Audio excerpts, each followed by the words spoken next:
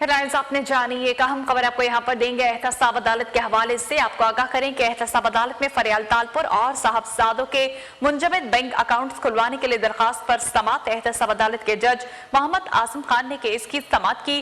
फारूक नाइक फरियाल तालपुर की जानिब से अदालत में पेश हुए। फरियाल तालपुर के जराए आमदन से मुतालिक रिकॉर्ड अदालत में पेश। फरियाल तालपुर, आयशा तालपुर और फातिमा तालपुर के टैक्स रिटर्न्स की तफसीलात भी अदालत में पेश। सिंध असम्बली से मिलने वाली तनख्वाह, ज़राअत और दीगर कारोबार से मिलने वाली आमदन की तफसील भी पेश की गई। जमीर हुसैन जमीर हमारे साथ मौजूद हैं, मजीद तफसीलात इनसे जान लेते हैं। जी जमीर, बताइएगा, एहतसाब अदालत में फरियाल तालपुर और साहबजादों के मुंजमद बैंक अकाउंट्स खुलवाने के लिए दरखास्त पर समात की गई है, क्या तफसीलात है?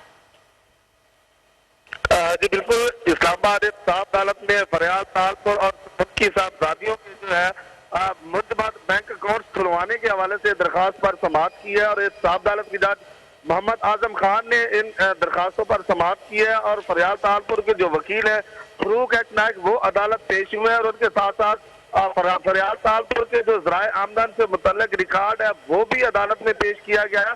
फरियाल तालपुर, आयशा तालपुर और फातिमा तालपुर के टैक्स रिटर्न की जो तफसीलात है वो भी अदालत में पेश की गई है। और सिंध असम्बली से मिलने वाली जो तनख्वाह है, रात और दीगर कारोबार से मिलने वाली आमदन की तफसीलात भी अदालत को फराहम की गई है। और इसके साथ साथ नैब के खत पर फरियाल तालपुर और उनकी साहबजादियों के अकाउंट्स मंजमद हुए, ये कहा गया उनके वकील फारूक नाइक की तरफ से।